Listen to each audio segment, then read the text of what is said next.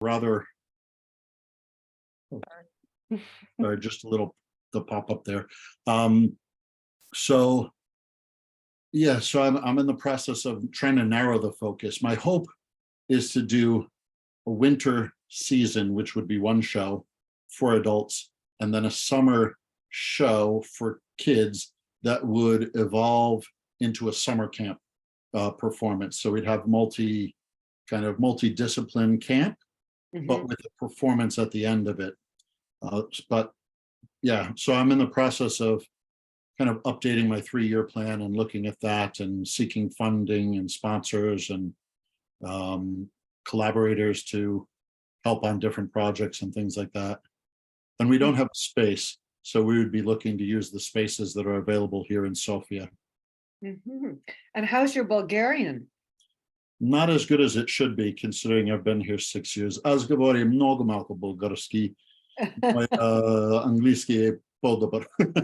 Okay, well, impressive on all counts.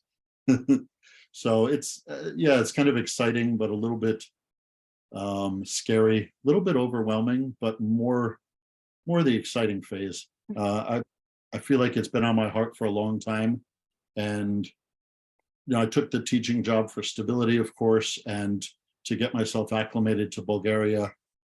I feel like now's the right time to kind of pursue my interests now, and yeah, I feel like they've been on hold for much longer than 5 years, actually. So, and is there a hunger in Bulgaria for English immersion of one kind or another? English immersion, definitely. Yeah. Is there the same hunger for English language theater? I hope so. There's certainly an audience. The country is maybe 7.5 million currently, somewhere around there, and the city of Sofia is 1.5 million. And I don't know how accurate these statistics are, but I've read it in places that maybe 35% of Bulgarians claim to have some level of English. So if that's close to true, that number is going to be much, much higher in Sofia, which gives me a quite fertile audience to draw from. But it's a matter of, getting the word out, and I think building the right way is going to be very important for me also. Welcome. Oh, hello, Rebecca. Hello, I'm Veronica from West Association. Hi, nice to meet you. Thank you so much for joining us. Sure. We are recording and streaming this conversation to Facebook, and then we will post the recording on YouTube.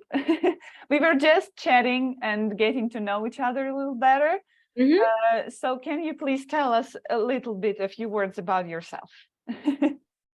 So I'm I don't know if my camera is working. It seems a bit unsteady on my computer. Okay, great. I'm an actress, and I live in Copenhagen. I have studied in the US. Yeah, and I've been doing this for like 7 years now, doing a lot of theater, a bit of film and TV. And currently I am working for a theater organization called ACT, New Nordic Voices, which is very much focusing on theater with diversity in Copenhagen, because that's not a broad subject. It's beginning to be, but it hasn't been for many years. And basically we're focusing on taking old plays such as like The Doll's House or Miss Julie and putting colored actors in the roles, and then telling the stories from the perspectives of colored people. So yeah, I'm representing ACT today and myself. Yeah, so we're about to go to Kenya and do a play very soon. And that's going to be very exciting. Yeah, it is exciting. Thank you so much for joining. Of course. It's always great to see new people here, because these theater clubs, they are organized by West Association, World of English Speaking Theaters, but these theater clubs are for everyone, for all thespians, theater makers around the world, no matter if you're a member or not.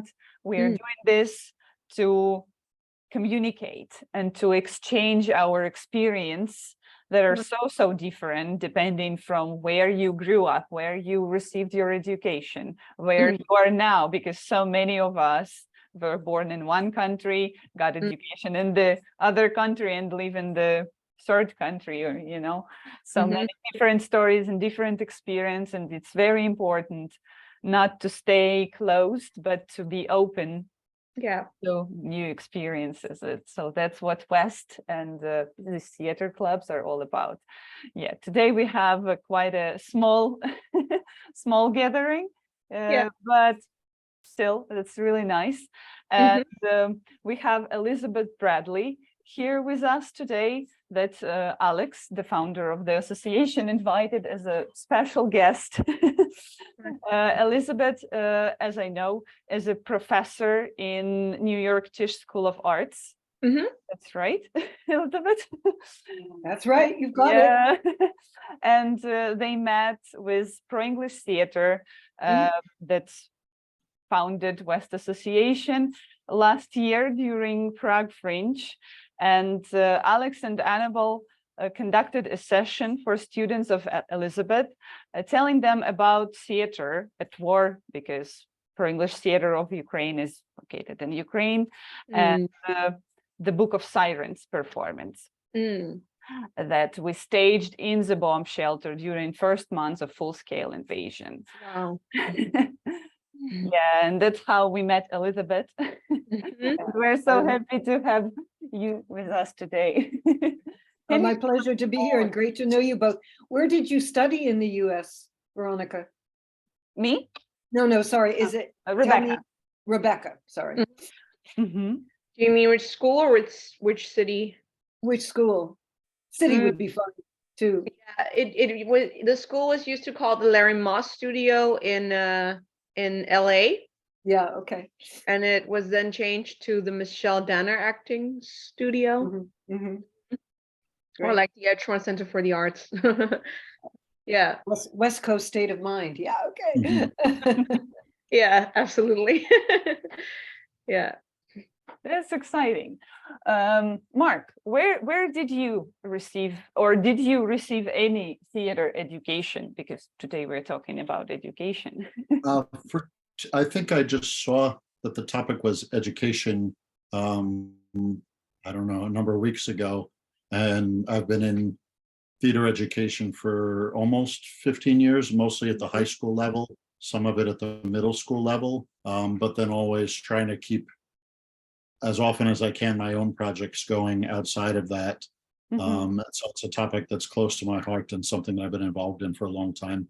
I've also worked in camps for younger kids as well, and a little bit professionally, but just trying to find ways to keep making theater.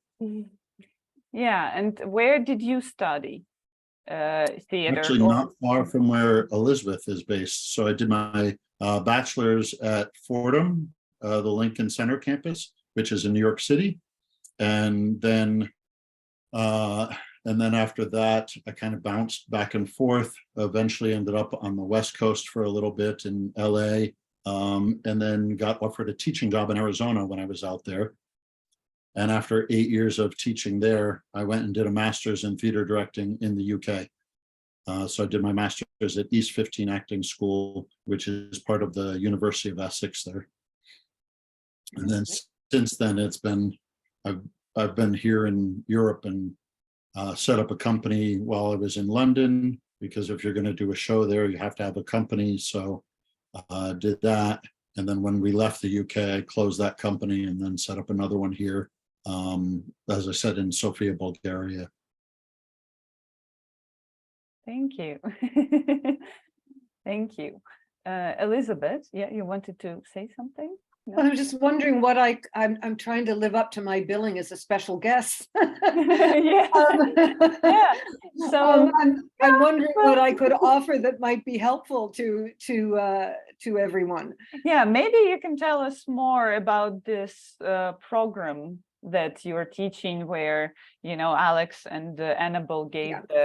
That's a good place to start. And I'm teaching it currently, Mhm. as in Thursday, we'll have we'll have our second class. So it's very much of the moment. So I was recruited to NYU Tisch 15 years ago. And one of the things to head the department, and one of the things that it's sort of became obvious as you do that, you know, look around, what's there, what's not, what might be there, what could be used, you know, kind of survey, is that there were a number of very focused, very self-directed students, some of whom were international. They were coming to New York to study from elsewhere in the world, in other words. Some of whom had a different ethnic heritage, but were second or third generation. And some of whom, you know, New York might have been the glamorous first stop, and they might have been nowhere other than Disneyland before they got here. So it was an interesting kind of potential mix. And what many of the students had in common was a certain curiosity about whatever world was not one they had been exposed to, but also about how to make things happen. And I don't want to sort of go into an in-depth description of the programmatic structure at Tisch, but whether or not there was a part of each student that was aspiring to be a director, an actor, a playwright, a designer, a production person, they all seem to be quite open to combinations of the above, if I could kind of put it that way. And also eager to get going. So it occurred to me that an accelerated program, one where certain of the students who kind of self-identified in this fast track way could do a BFA and complete that in whatever concentration they had kind of entered in. They might have done 2 years of primary training in acting skills, for example, but with one additional year, they would then have earned an MA in, I don't like it being called arts administration, arts management, arts leadership, but something in that realm, with a kind of core focus on entrepreneurial skills as relating to producing. And so eventually this program was created, and it's called the Accelerated BFA MA program. Now, certainly not every student that I teach currently will go ahead and do that, but anyone who is considering it needs to take this course as a prequel. It's a qualifying course if they do want to continue in the programmatic sequence. So what should be the first course? That was the question. And again, when I looked at what was available, there were kind of nuts and bolts producing courses, as you would expect in New York City, how to produce off Broadway, you know.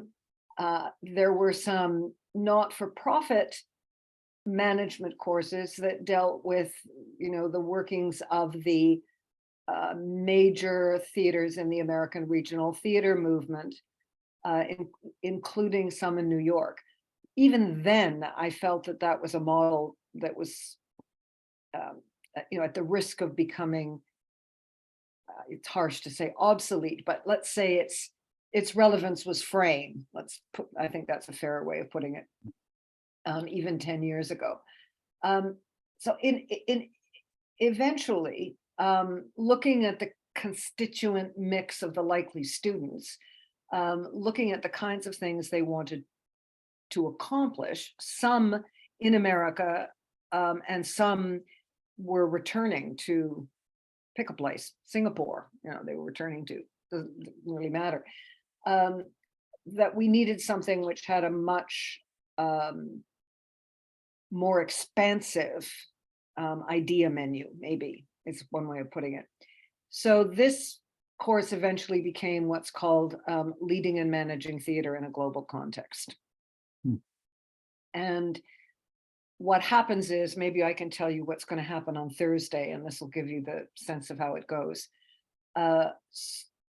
So the idea is that I try to remain as topically plugged in as I possibly can. So what happened 6 weeks ago, what's happening 3 months from now, where is innovation showing up? Some examples are, for example, we're going to do a session with a arts policymaker in Ireland and an actor who is participating in the first year of the Guaranteed Artist Minimum Income Program in Ireland. And the concept there is that the policymaker will have a chance to talk about how the policy was formulated, what they thought the upsides were going to be for the Irish population and audience and working artists, and the actor will talk about what having a guaranteed minimum income has actually allowed them to do in terms of their own creative contribution. We're talking to a woman in Australia called Laura Toms, who has created an ingenious, she's a performance artist and theater artist primarily, but she's created this extraordinary thing called Arts Pay, where you can take a dedicated credit card or payment methodology, and what you're doing is every time you purchase something, you're building a restricted direct to artist granting fund out of doing it. So it's this kind of, anyway, so, and I will tell you about what's happening on Thursday. So the idea was that to begin, we're talking to theater makers from South Africa on Thursday. And this is the Empath Theater, mostly based in Durban. They created an immersive but remarkably flexible, meaning it could tour easily to a number of places, parable piece about the importance of the Indian Ocean to the peoples who have lived along that coastline. And the piece had enough impact that they were actually invited to present the piece in New York in the context of the UN Congress last spring about the future of the oceans. So it was seen as a major piece of political incentivizing for the discussions that the delegates from around the world would have in New York for a week after the play was presented. So the students are set loose in this cyber stalking world, and also encouraged occasionally to go to the library to research everything they possibly can about the theater makers, about the project, to find people who may have seen it, to sort of saturate themselves in the concept of the intentionality of how the project was made, why it was made, who were the makers. And from this research, which they have a week to do, they develop a list of questions. 2 of the students are appointed as interview moderators, and the moderators have several jobs.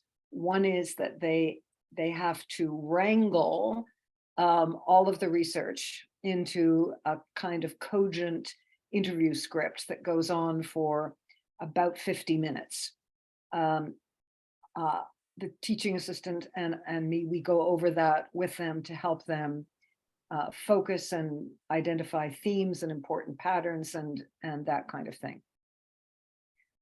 Then, and there's one piece that's missing, but I'll stay with this thread for a moment. Then the student moderators welcome the guests. Sometimes we get really lucky because people tend to drift through New York, and we're able to have some live and in-person folks. But if not, before Zoom, it was Skype, and now it's Zoom. So we welcome the guests into the classroom, And again, the responsibility of the speaker is mere, or speakers, because on Thursday there will be 3, is to really respond to what has made the students most surprised, most curious, what has in fact informed the questions. So there's that discussion. Then there's a kind of conversational scrum for about 15 minutes where anybody in the room who didn't get a question answered that they had hoped might be asked gets a chance to do that. The guests get a chance to make any sort of summary points that they want to make. And then that's a kind of class break. Now, the first 15 minutes of class, the other assignment is that half the class has been given a single context slide to present to the group. So I once was lucky enough to have an extremely successful, as in they've been going for a long time, the work has traveled, dance theater company from Fiji. And we were talking to Sachiko Soro from the company, and the question of what themes the company was going to tackle came up. And it was clear to me that the students in the room really had no idea that Fiji was actually a dictatorship. And as a result, I decided there's got to be essential, we can't make assumptions about what people know about the particular context in which the artists are working. So we came up with the notion of the context slides.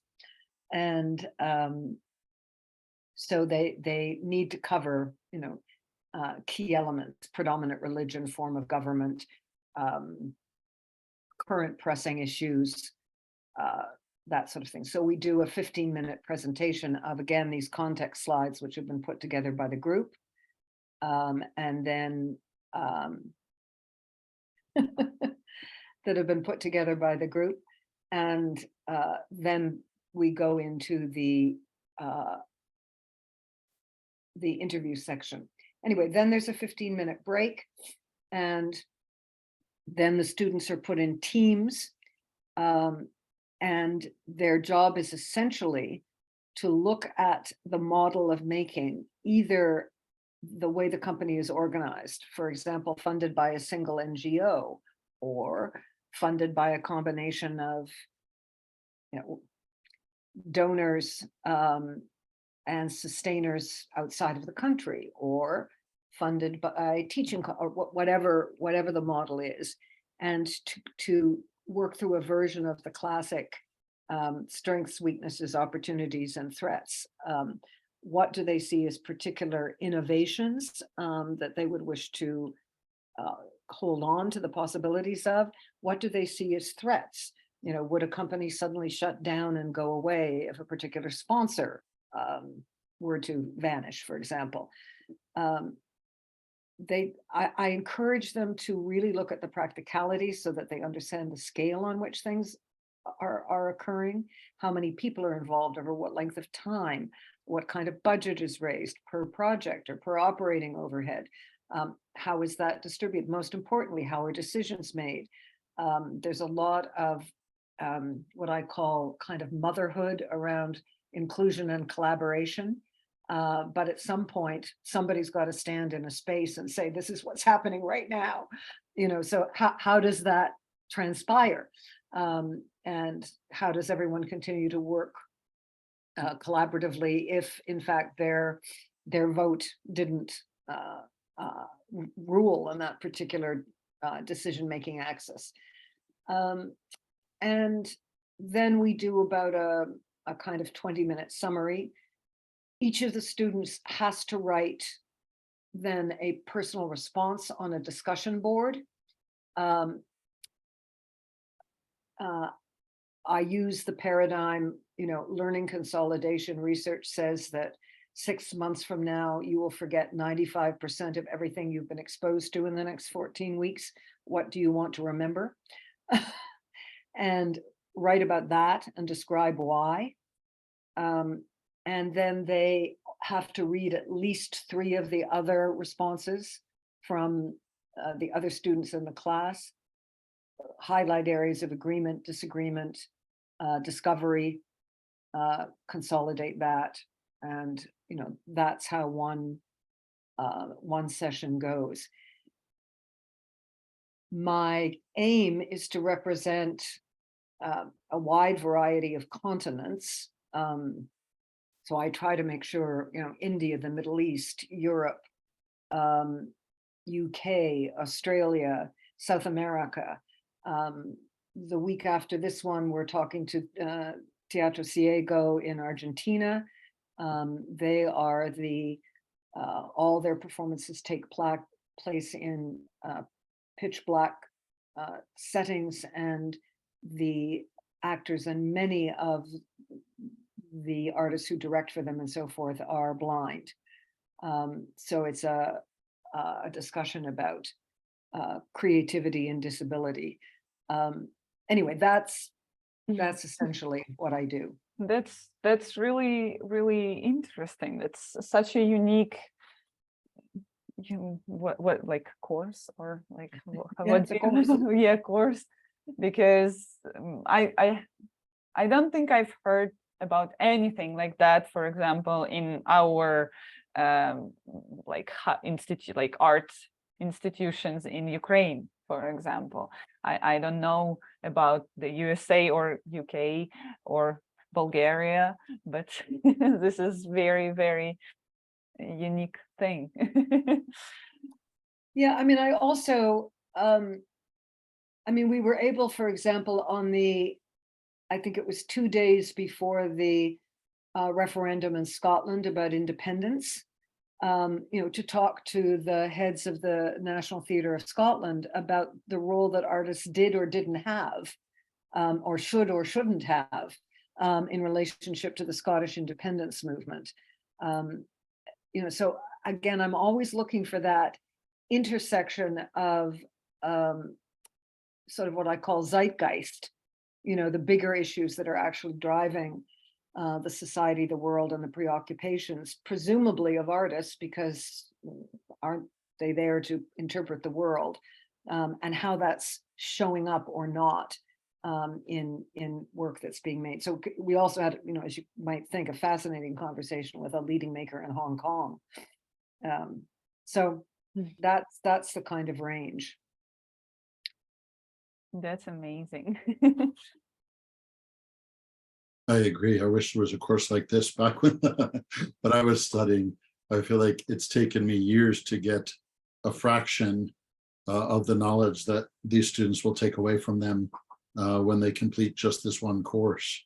It's such a great introduction to so many things and the relevance of how we can be as artists. It's fascinating. And sorry, I had to run away. I heard my daughter erupt behind the door, and so that's why I sprinted out. But it wasn't anything major, luckily. Oh, I'm glad to hear that. And small people come first anyway. And then we had a chance to wave at, the other small person, I guess, who wasn't part of the eruption. That was my son. I'm wondering if he caused the eruption sometimes. But I won't accuse him falsely. I wasn't there. I didn't see. Yeah, but I love the fact that he slipped into the chair and decided just to lean right in. So and I came in and I didn't recognize he was there, and then he just put his hand up. Yeah. It was fun. I've had a very kind of maverick, unusual background in terms of theater education. So if we're discussing our origins, I'm a guilty, lapsed, defected Canadian. So most of my professional career was in my native Toronto, Canada, until very unexpectedly in 2001, just about 2 days ago, in fact, Carnegie Mellon, which is a very, they invented robotics and desktop publishing and got a very high-tech place. They sent me a note telling me that my appointment would become activated. That was their language. So does that mean I'm starting to, okay, so my appointment would become activated on September 10th, 2001. So that was my first day in America officially. And I arrived as head of the School of Drama. And I thought, okay, so somebody's decided I can bring something to this party. I guess I'd better figure out what that might be. And again, talk about excellence. There was an enormous amount of it in situ at Carnegie Mellon, but it was also excellence I would describe in an extremely narrow band. What everybody was good at, they were unbelievably good at. And then there were many, many things that were not even kind of in the mix at all. So I launched on a round the world, what's the phrase? Good people borrow, geniuses steal. A survey of curricula and came up with some fascinating stuff. I mean, the Kleinkunst program in Antwerp, Belgium, the Liverpool College in England. I was very influenced by some of the work that was being done at the Victoria College of the Arts in Melbourne, Australia, a kind of discipline bending approach, which has created the likes of Simon Stone and folks who have major international careers now. And then worked to see if I could extend that menu, which included things like starting an international residency so that an international artist would come and work for a month with the graduating students in all this, whether they were designers or directors or actors. I was able, with the help of the serious funding help from the Pittsburgh Cultural Trust, to create a festival that was called the Pittsburgh International Festival of Firsts, which brought, I think, 164 artists from 20 countries to Pittsburgh for 3 weeks. So that blew open the consciousness in a big way quite quickly, which was important. And I would say that's been a kind of consistent quest, very different to be operating in a New York context where various forms of diversity are inextricable from the life of the city, than Pittsburgh, Pennsylvania, which is kind of on the edge of the Midwest. And so, in fact, I would say that the leadership that I tried to bring in New York was almost more to create coherence and suggest that certain choices needed to be made about focus, rather than we just need a lot more to be thinking about, which was more the situation in Pittsburgh. My sense now is that it seems like almost a cliche to talk about points of inflection, but I do think that things are changing in very material ways at the moment, and I'm certainly hopeful that the reinvention and the change that's happening will eventually lead to great things for perhaps a different vision of theater making. But things are not going to be the same. That is clear. Thank you. Okay. Thank you for sharing so much. It's Yes. fascinating to hear the diversity of your experiences and the different contexts that your students get to explore with you. It's really fascinating. You're welcome. My pleasure. Thank you. Yes. And usually on these theater clubs, we split into groups to discuss some questions. But as we kind of started late today and we don't have that many people, I don't think that we will split into groups. We will just all be here together and just give everyone opportunity to speak a little bit for everyone who wants, because I'm not sure, Leo said in the chat that he will be a little bit passive today. He just was, or yeah, no. I mean, I was trying to catch up with the conversation, sorry, and we're in the middle of a festival we're organizing, so a bit crazy over here, but I'm here and I'm actively listening. Okay. If you need me to speak, I will. Tell us Yeah. where you're from. Would you mind? Uh, Leo? Hi. Yeah, Thank you. I'm myself, I'm Romanian, but I've been living in London for the last 12 years. So together with my partner, we have a theater company and we're running a small studio theater in London. Mhm. Yeah.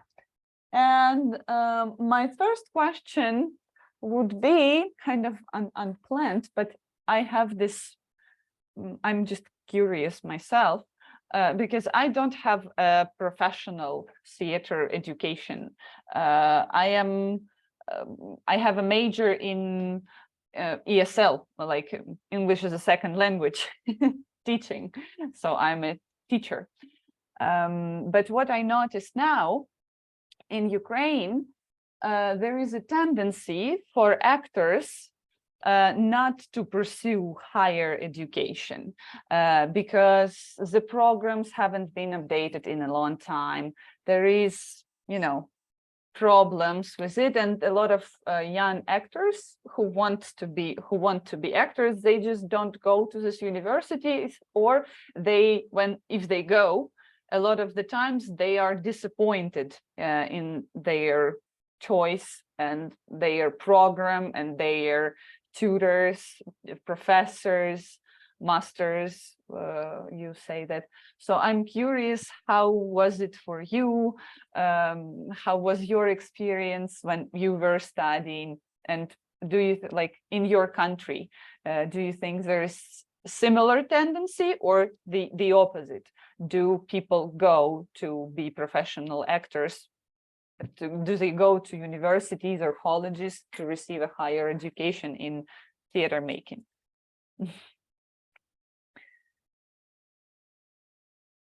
So if somebody wants to share. I can, Yeah. I mean, I can Go ahead, actually, Leo. yeah, Okay, Leo. pick Sure. up on this. So the Yeah. question is whether the tendency is to pursue higher education in Yeah. theater or not. For my part, I was never formally educated in anything to do with theater. I have a degree in engineering. I have a degree in philosophy. It doesn't make any sense. Yeah. I sort of landed into theater, I suppose, as I worked as a technician since I was in uni. When I was very young, working as a technician, initially in cinema, and then doing tours, a bit of TV. Eventually, like in Romania, I used to have a collaboration with the National Opera Theater, but it wasn't anything artistic. I was buying lamps for them. I was telling them what lamps to buy and for placing the orders. It was very technical.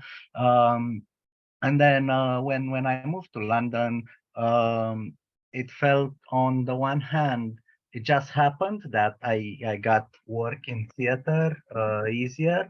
And on the other hand, theater tends to be more anchored to a place.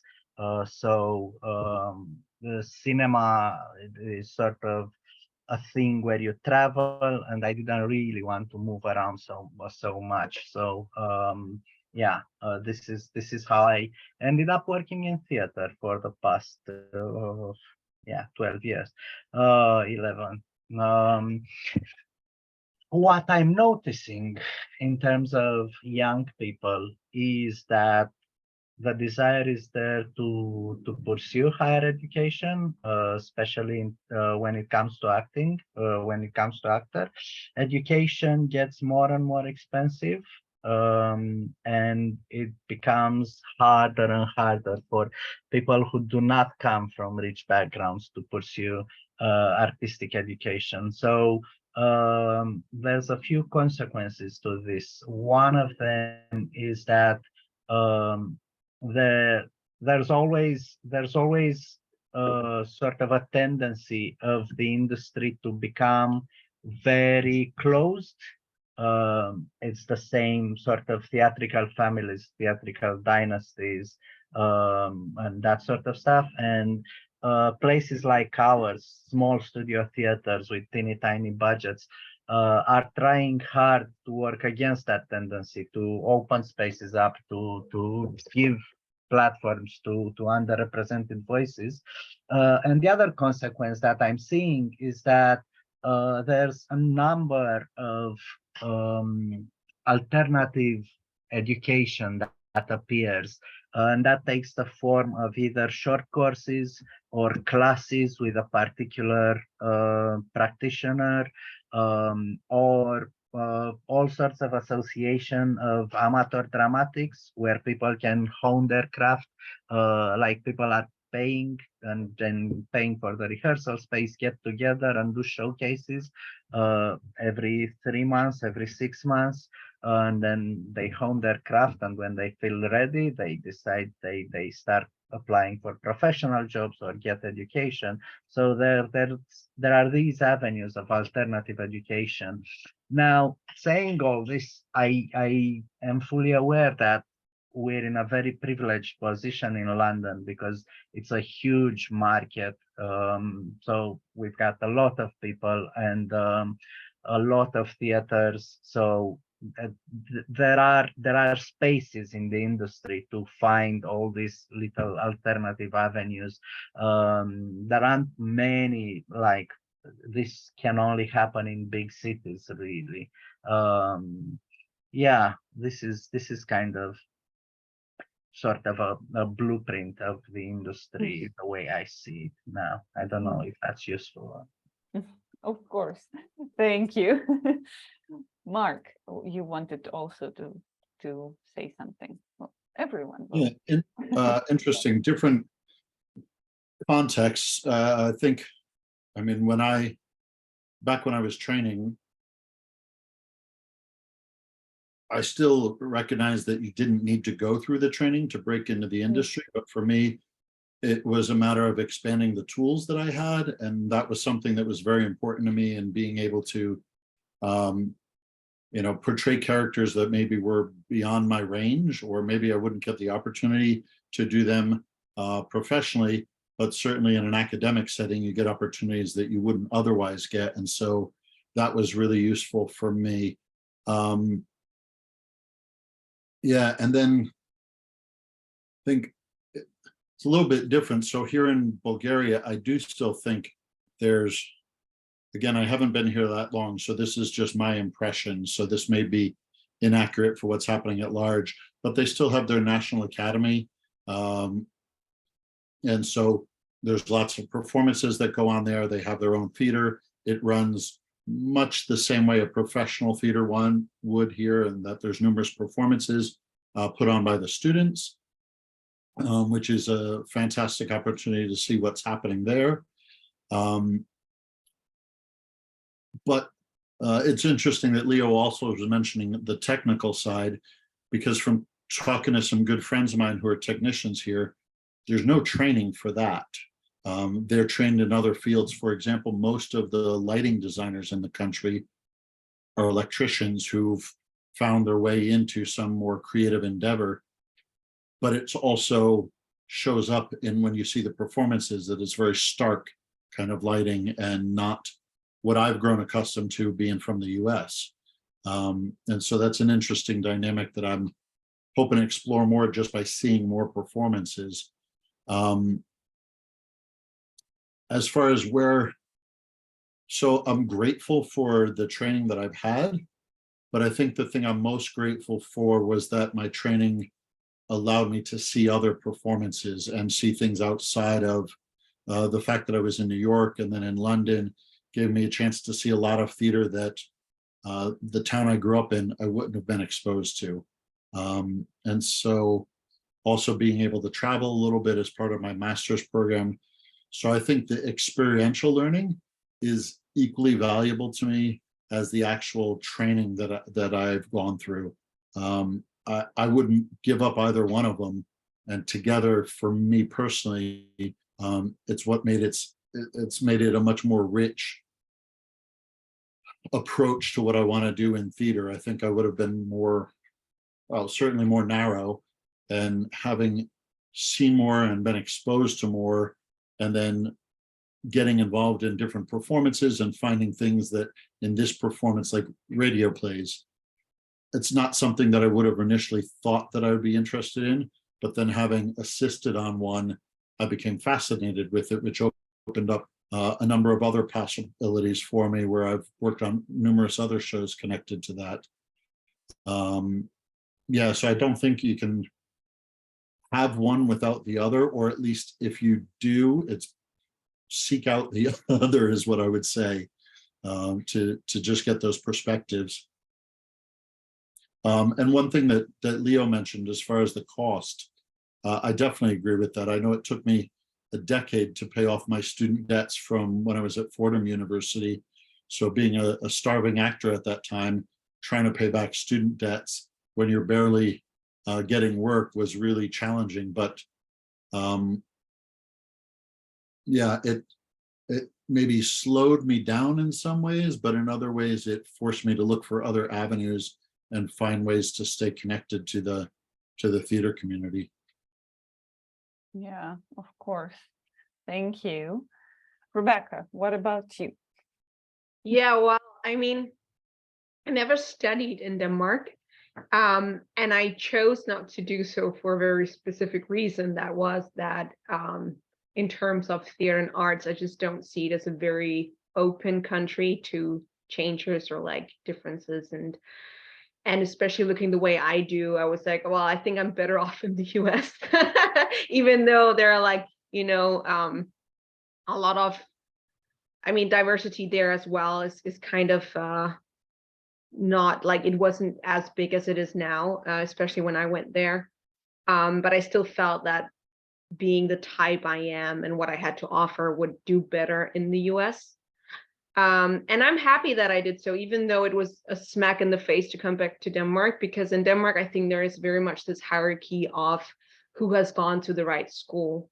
And that's also because there goes so much nepotism into who gets into the school, who gets elected, and like who then gets to have a career on the other side. And we have like this one like classical school that's like the top of the notch, where only I think 12 people get elected per year, and it's also free to go there. So yeah, in that way it's quite fortunate. But anybody else who decides to go to another school, or who doesn't get into that school and then decides to go to another school, isn't really taken seriously on the other side of it.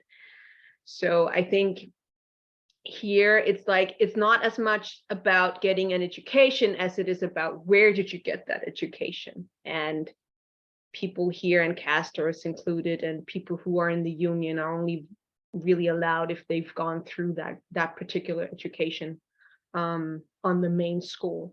And I think that's a very big problem, because we have so much talent that isn't recognized, and it's very hard to be different in Denmark, because everybody who goes to that school also comes out and has the same way of performing, same things to offer, right? So it's like, it's kind of like the same circle all over. So I think for me, in terms of how do I mean, I don't regret going to the US at all. I think I got a lot, like I learned so many things there, just on a personal level. And I became so much better at performing in English, and I've been able to use that in Denmark. So I've done a lot of English speaking theater, and I've played American characters. It's like, okay, then I am always elected as the first person for that. At least I have that now. Right. So yeah, so I really don't regret it. I feel that, you know, I think in any country, at the end of the day, it's very much about luck, or like who you know, and not as much about the education. But I don't regret anything. I feel like I learned a lot where I went. I grew as a person, and I learned so much history that I wouldn't have learned otherwise. And yeah, I think I'm also just so keen on traveling more as an actor on the other side of going to the US. And I think it's much more interesting to be international and have international knowledge than just being like living in a little bubble that I do feel, and that people who have gone to that Danish acting school do say that they feel like they're locked in a bubble, and that once they come out, it's very hard to know anything else but that. So yeah. Thank you. Thank you. Mhm. Elizabeth. Well, I'm curious. Yeah, it's a challenging one to dive into, because, you know, per Mark's comment, there are people who simply cut through. They're going to find their way into the great marketplace of, I don't know whether we want to call it, you know, entertainment production, regardless of who helps fill their toolkit along the way or not. I mean, when I arrived at Carnegie Mellon, Josh Groban had just left, and clearly he's done okay. But even without that training, right? But I do notice Ethan Hawke was in the same bucket. But the notion of preparation for a sustained and varied career, you know, is a different proposition. And I think it depends very much on what the students, the path that the students visualize for themselves. If you don't want to do, to work primarily in the theater, whatever that means, with an experimental company or with a classical company or with new work or with a collective or with things in between and around at the edges of that. If you don't want that, and you know, you're happy with your Screen Actors Guild card in the American context, then perhaps the kind of training that the programs that I've been associated with are less important. However, it is interesting that a survey was done just a few weeks ago about the schools that have the highest number of people working currently in Broadway productions, and Tisch School of the Arts has the highest number. Carnegie Mellon, I think it's fourth.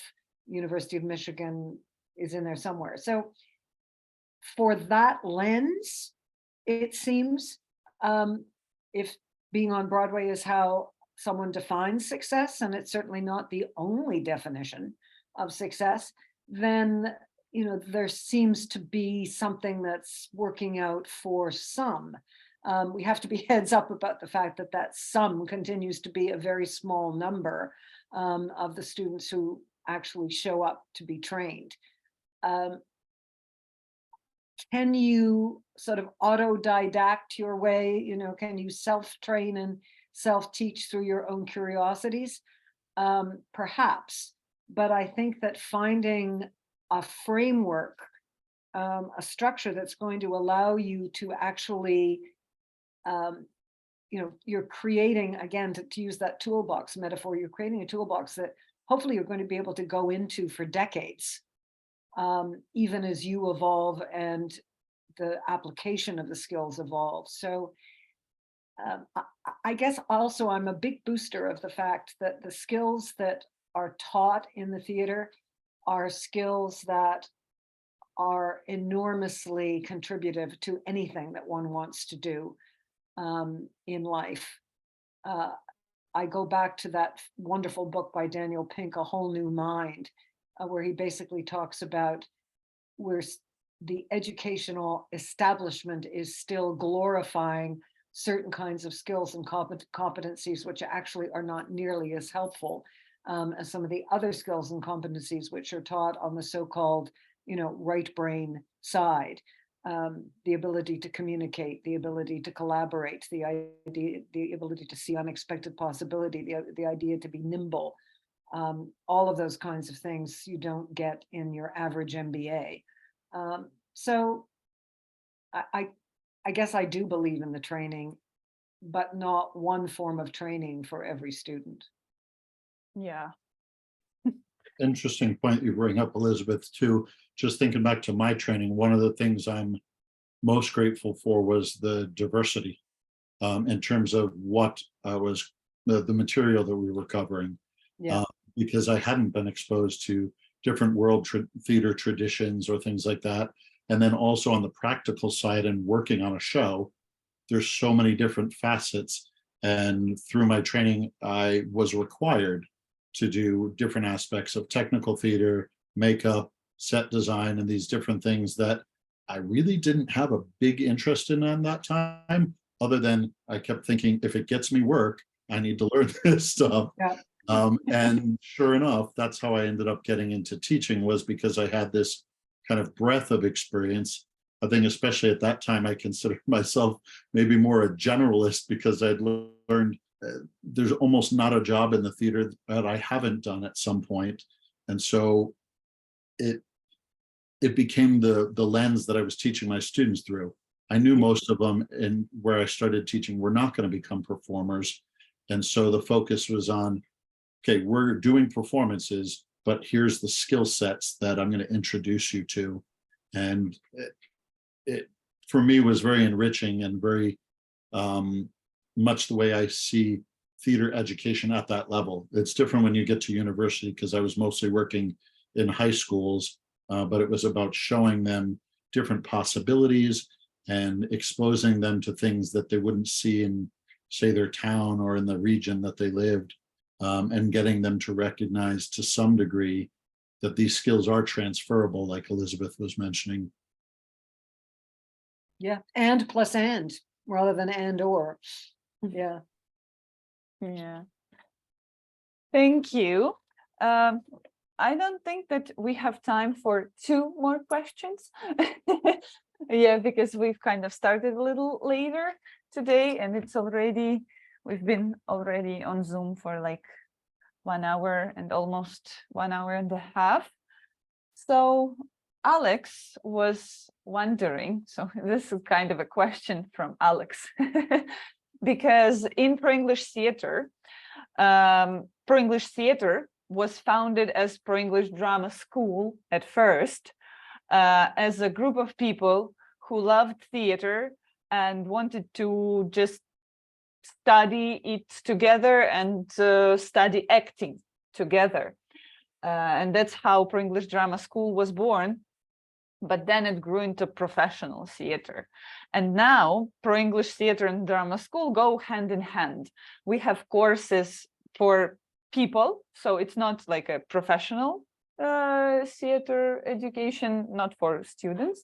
It's more for just people who don't have professional theater education, or just want to improve some skills, or just want to try themselves in the theater, and kids and teenagers and adults, and study acting and theater, film acting, theater acting. And then Pro-English Theater and Drama School, they are like together, go hand in hand. And that's what we implement in Ukraine Fringe as well. In our festival, we have a theater program, performances, and we have educational program where the artists who come to the festival share their knowledge and skills in the form of a workshop. So kind of educational part program of the festival. So Alex's question was, do you think that the education, yes, so like some form of educational part should be the part of any theater or a festival, when we are talking about theater companies or festivals? Should there be education, and in what form do you see it?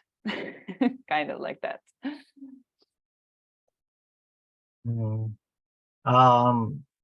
Shall I pick it Sure. up? Sure. That's while the question is still fresh. I think the question is vague. It depends how wide is the paradigm that you're thinking in, because in a sense, any sort of theatrical endeavor is educational. If you have a theater that is only doing Shakespeare or only doing new drama, it is a form of education as much as it's entertainment, and the target is the audience, the target is the general public. And then you have various other forms of education.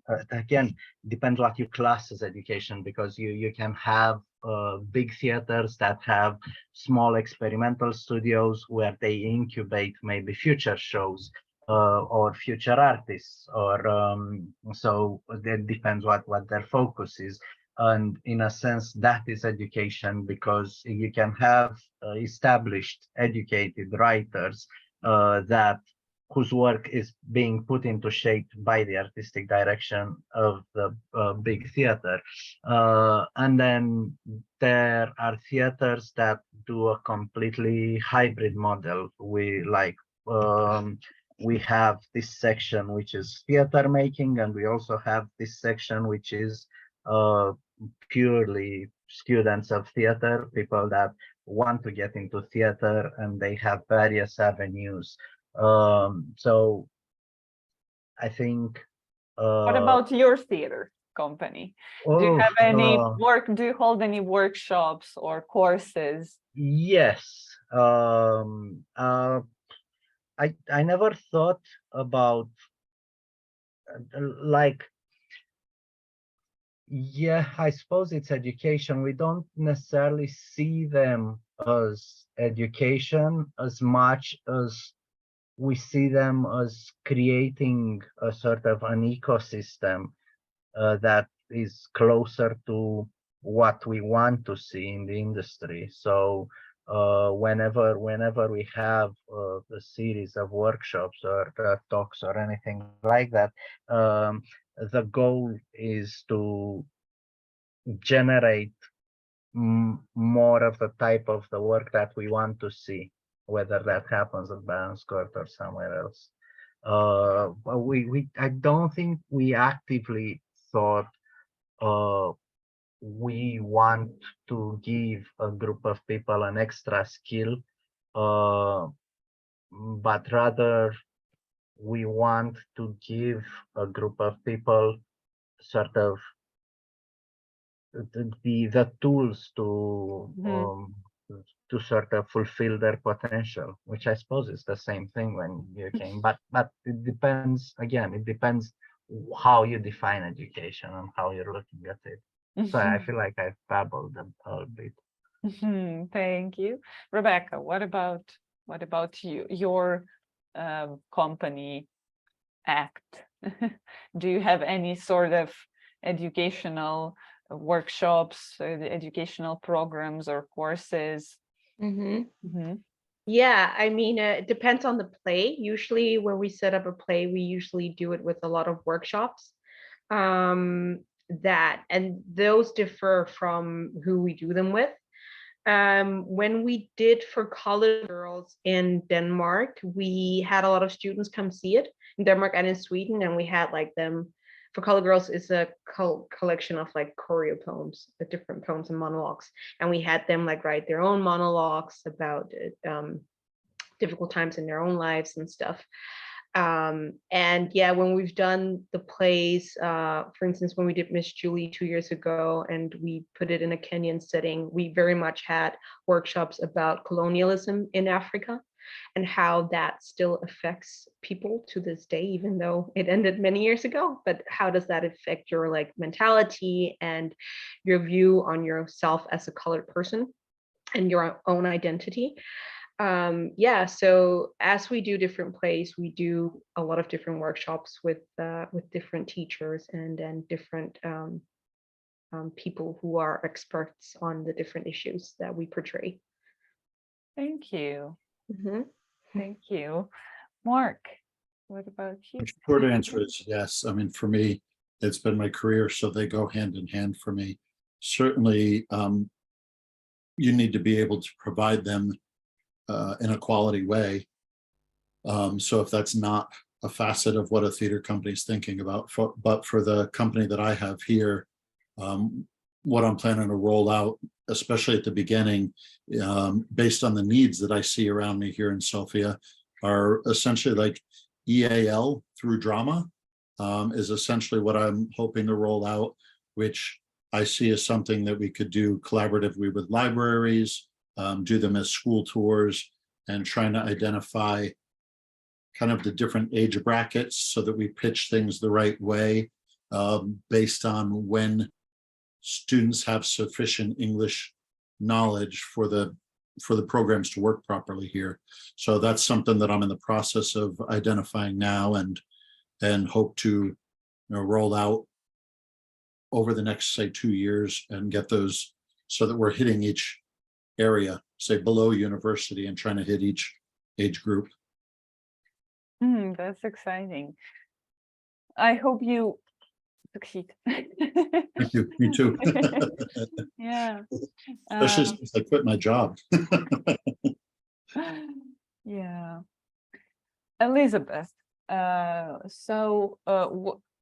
really curious, because when I heard about what you do on this course, I thought that would be really useful not only for theater makers, but like for people in general, to learn about, like, through theater, to learn about how the world works, different countries, their problems, and that's so interesting. So have you ever about that? A little like Mark, because I'm in a university, and supposedly what we're mission driven to do is to be dishing out education in various forms. If we're not, we've got other issues to confront. But if we talk about it in a festival context, which is how the question was framed by Alex, I think the current has anybody ever heard of the sort of shiny new fish metaphor? The shiny new fish is the latest thing that everybody's kind of jumping onto as an essential ingredient to explore or involve in their work. So this whole thing of how one relates to one's community, and whether or not one takes the time to define what that community actually is, what's meant by that term community, is, I would say, an overarching preoccupation now, that theater companies are trying to redefine their relevance in relationship to how well they serve the community. So to loop back to the question, if there are kind of encounter moments in a festival context for the audience to further connect with artists and makers, other people who've shared the same experience, a prequel thing where they're invited to learn a tiny part of a skill that went into the work that they're going to see, those kinds of things, I think can be of enormous impact. As a festival generator, the one thing I would avoid doing is labeling them as educational. So to me, it's like stealth subversive opportunity gleaning, points of better to say that it's a party for the neighborhood than to say that it's got an educational mission. Obviously, unless of course you're taking a group of grade 8 students to learn but if you're really talking about how to embed different aspects that hold the potential for learning for general audience consumption, I would suggest that kind of wraparound. Yeah, that's kind of what we did, because we had several workshops. Not each of the artists presented a workshop. We had Michelle Chung. She wanted to join us today for the meeting, but couldn't. And she has a very unique performance that is based on playback theater. It's one-on-one performance where she takes a story of her audience member and performs for them in form of a physical body movement. And a lot of people don't know in Ukraine what is playback theater and how that would work. And a lot of people were scared to try it, and especially because it's one-on-one performance. But Michelle conducted a workshop where she told them about the basics, what is playback theater, how it works, how to use your body to create a story. And a lot of people got interested in it, in her performance. And also, it was a moment of connection. So I just, it's not that I go and tell my story to a stranger, but I already know this person and I can trust her with something more, something personal. So yeah, that was one of the examples what we did at the Ukraine Fringe this year. And we hope to continue it this way. Great. I am going to have to say that it's been a pleasure to meet you all. Yeah. And to share this topic. I have a graduate student defending an MA thesis in creating a progressive cinema in Indonesia in 20 minutes. And so I need to get my head into a different geography. And a different I think we will be wrapping up, but let's do a quick screen selfie. We usually, that's our tradition. At the end of each speaking club or theater club, sorry, we do a little screenshot that we post like with happy faces. Okay, so smile. Good, all done. Okay. Yeah, it was a pleasure to have you with us today, and it was a pleasure to meet you in person. No, I was very glad to be here. And Veronica, please apologize to Alex and say that I'm sorry that I missed him. And I honestly have no idea what happened to my elements of my computer would not talk to me and not let me do this, but we made it work eventually. Yeah. Okay. That's All right. amazing. Take care. Bye. Have a great rest of the day wherever you are. Have a good Thank you, one. Elizabeth. Yeah. Okay, so yeah, I think that we will be also wrapping up because it's been already 1.5 hours almost. I wanted to say thank you for Leo, for Mark, Rebecca. Thank you for coming today. We had a pretty intimate meeting because sometimes it's can be up to 15 people today, like not including me, but it's great. We all had the chance to connect, and I hope to see you next time. I'm not sure what we're going to talk about and when. Yeah. Tuned. Yeah. Sorry, Veronica, just wanted to say that the consistency is incredibly important, like doing the meetings every month and people knowing that they happen every month. Yeah. And there's a platform is incredibly important because I know that obviously we have benefited quite a bit. We've done the therapist through connections that we made through West. For Reboot Festival, we had some submission from Aroha Theater in Nigeria, and I'm pretty sure they came via this platform. Yeah, so thank you, I suppose, is the key message. Like it sometimes it can be a burden, and it's a big effort to sustain such an organization that goes across border, and like people have various schedules, various time zones, various commitments, and it's very hard, but it's well worth it. I don't like your work is impressive. Yeah. Yeah, I think this Congratulations. is the first. So we were founded in June 2022. So it's more than a year. So, and we have the meetings every month, and this one is the first that got postponed, not even canceled, but postponed. Because yeah, we think it's very important to meet and talk at least once a month. But again, as I was saying before, we kind of, a couple months ago, we started this initiative to expand theater clubs a little more. How?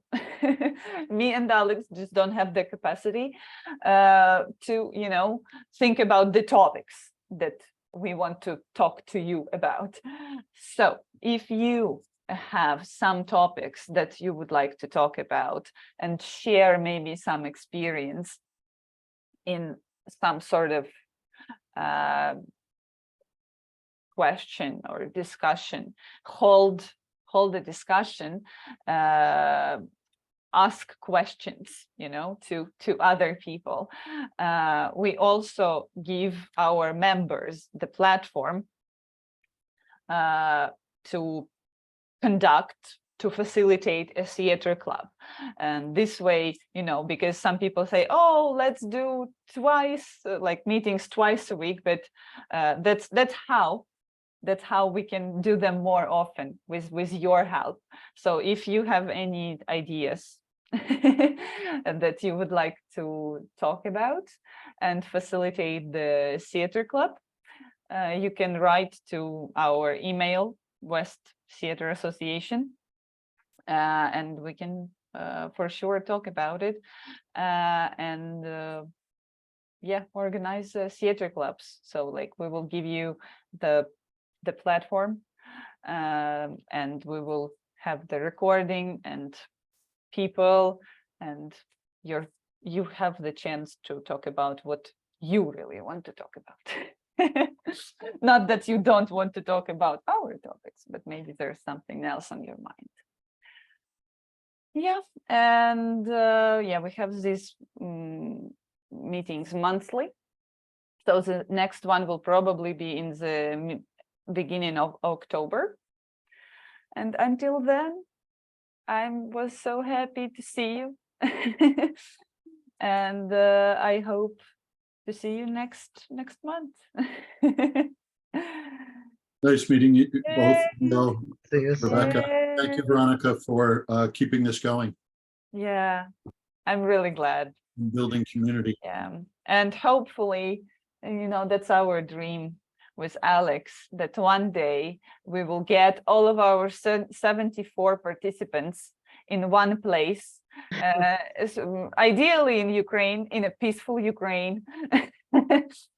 And yeah, you will all, you know, not for the festival, but like we will have a West convention, you know, where 74 members from like 25 countries